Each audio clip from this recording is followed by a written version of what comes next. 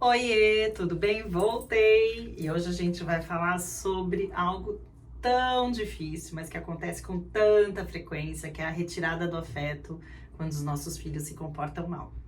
Se você tem interesse nesse assunto, fica até o final desse vídeo e se inscreve no canal, curte, comenta, compartilha, manda para todo mundo, porque essa informação é importantíssima e é muito necessário que todas as pessoas saibam ou ouçam falar ou tenham entendimento sobre neurodiversidade, comportamentos desafiadores e transtornos no neurodesenvolvimento. Sou Andréa Rossi, orientadora parental, falo com famílias neurotípicas e eu fico muito feliz em conversar com vocês. Vem comigo até o final desse vídeo que a gente tem muito para conversar.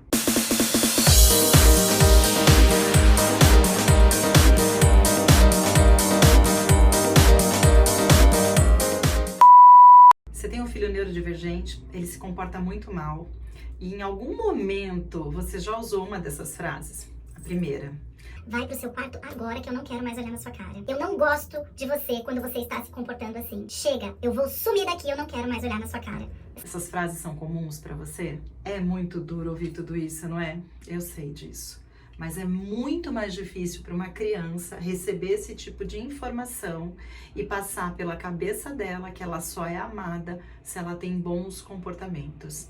E se ela é neurodivergente, ela tem muita dificuldade de regulação emocional, ela tem dificuldade de lidar com as frustrações, com as próprias emoções, ela tem um repertório empobrecido de habilidades sociais e ela tem muita dificuldade de ler o ambiente, como o ambiente está acontecendo.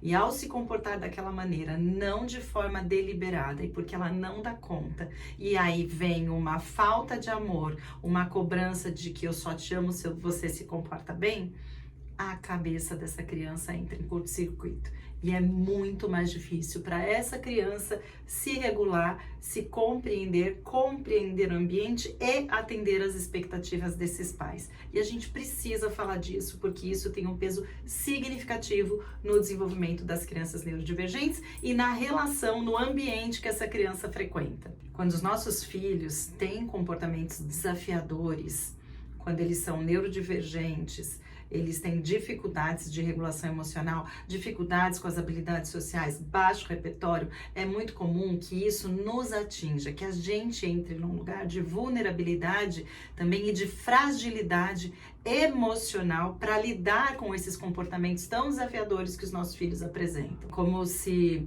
a frustração, o medo, a nossa sensação de incapacidade aumentasse drasticamente. E aí, meio que sem querer, a gente acaba tentando consertar aquele comportamento desafiador, aquela situação totalmente inadequada, retirando afeto, deixando claro que o amor ali não entra. Comportamento ruim, falta de amor. É isso que a gente faz na tentativa de modificar um comportamento desafiador. E o que a criança entende?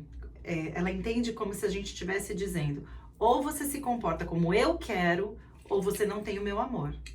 E a gente desconsidera todo o entorno que envolve o desenvolvimento dessa criança. A neurociência e a psicologia, elas comprovam por meio de estudos, de pesquisas, e nós, enquanto seres humanos, sabemos disso de forma inconsciente, que a base para qualquer relação é a afetividade. E nas relações de parentalidade entre pais e filhos, a base é o amor, é a presença, é a conexão. Sem esse vínculo, sem essa presença, sem esse amor em abundância, a criança ela fica impedida emocionalmente de ter contato com qualquer tipo de aprendizagem, seja ela acadêmica, seja ela social. Quando a gente retira o amor em troca de um bom comportamento, é como se a gente desligasse uma chavinha do cérebro da criança e ela entrasse em estado de alerta, como se a gente ativasse o cortisol dessa criança e colocasse essa criança num lugar de perigo. Ela sai do foco daquilo que aconteceu, ela sai do foco do comportamento que ela teve e ela entra no foco de que estou abandonada, estou sem amor, perdi a segurança familiar, perdi meu pai, perdi minha mãe. E o resultado disso é devastador. ela vai desenvolver uma baixa autoestima, uma insegurança emocional, uma incapacidade de se olhar e pensar em resoluções de conflitos mais assertiva. E na fase adulta é muito comum encontrar adultos emocionalmente afetados, com dificuldade de se relacionar, com uma necessidade de aprovação muito grande e com problemas de autoestima que às vezes são incompreendidos. E aí tem um grande X, que é amar o seu filho como ele é, não é aceitar os comportamentos desafiadores que ele apresenta e não fazer nada. É compreendê-lo na essência e oferecer para ele toda a segurança que ele precisa, todo o desenvolvimento que ele precisa, todo o contorno que ele precisa para desenvolver habilidades sociais, porém com amor. A relação entre pais e filhos, e no que diz respeito a colocar limites, nós devemos colocar limites. Nós devemos dar contorno. É a nossa obrigação, é a nossa responsabilidade. É a parte chata da parentalidade, mas é a parte essencial para os nossos filhos. Nós não devemos aceitar todos os comportamentos. Nós devemos direcionar, reencaminhar, desenvolver habilidades sociais dos nossos filhos para que eles se tornem pessoas respeitosas. E não é por meio da retirada de amor que a gente vai conseguir isso. Nós sustentamos as regras, nós acolhemos a frustração, nós direcionamos o que precisa ser feito, porém com muito amor, porque a retirada de amor nesse lugar, ela está entrando como uma punição para os nossos filhos. E quando a gente está falando de adultos emocionalmente regulados, maduros, responsáveis, a gente passa a seguinte mensagem para os nossos filhos, né? De que eu não aceito esse comportamento. Temos algo aqui para resolver e vamos fazer isso juntos, deixando claro que não é aceitável e que você tem o meu apoio para resolver determinada situação, conflito ou necessidade. As crianças neurodivergentes, aquelas que têm TDAH, TOD, TEA, que não têm nenhuma fenotipia, mas que têm comportamentos difíceis, externalizantes, têm rompantes, dificuldades de controle inibitório, entre tantas outras dificuldades, elas já são muito rejeitadas pela sociedade, pelos micromundos onde elas transitam, pelas pessoas, pelos colegas, os pares, às vezes por professores, até gente da nossa família. Essas pessoas cometem esse ato de retirada de afeto e rejeição. E quando o lar dessa criança vira um ambiente condicional, o assunto fica ainda mais grave e o emocional dessa criança fica extremamente afetado. Os adultos cuidadores, eles têm o papel fundamental de ser um ponto fixo, ser o lugar seguro, ser aquele lugar onde a criança corre para ele e não corre dele por medo. E isso exige dos adultos uma firmeza que não fere, uma constância que não humilha, sabe? Exige dos adultos maturidade, responsabilidade emocional com as crianças, principalmente as crianças e os jovens que são neurodivergentes. Os nossos filhos precisam da gente a todo momento, mas são nas piores situações, nos piores dias, com os piores comportamentos é que eles precisam ainda mais da gente e do nosso amor. Nenhuma criança vai aprender a se regular sendo ignorada. E também não existe melhora num silêncio emocional.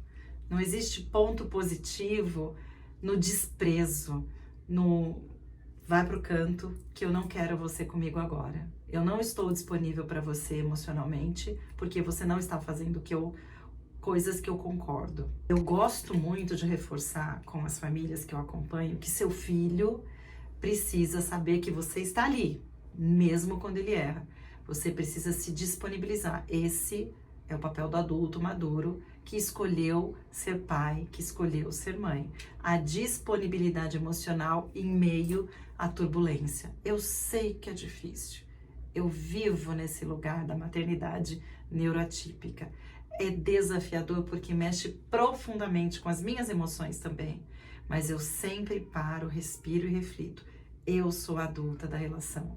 Eu preciso dar esse suporte para o meu filho. Quando o amor é incondicional, o limite ele vira referência e não armadilha. O limite vira uma linha bem tênue entre até onde eu posso ir e como eu posso ir e com quem eu posso contar. O limite não vira um calabouço. É muito importante ter isso, né, na mente, porque o limite, ele anda de mãos dadas com o amor incondicional. Eu sempre falo que educar é um ato de coragem. Educar de verdade, na essência, com essa entrega, com esse ato de amor, é para pouquíssimas pessoas. Se esse vídeo fez sentido para você, se ficou claro que a mensagem de amor, de conexão, de vínculo, ela precisa estar à frente de qualquer situação, deixa seu comentário para mim. Eu quero entender como que é a sua relação com amor, com limite e com a afetividade, né? Eu falo que é a equação da afetividade e dos limites. Como é que vocês atuam aí na sua casa? Manda esse vídeo também para quem você acha que vai fazer total sentido. Se inscreve no canal e deixa o seu sininho ativado para que sempre que chegar um vídeo novo você já possa assistir. Um beijo e até o próximo vídeo.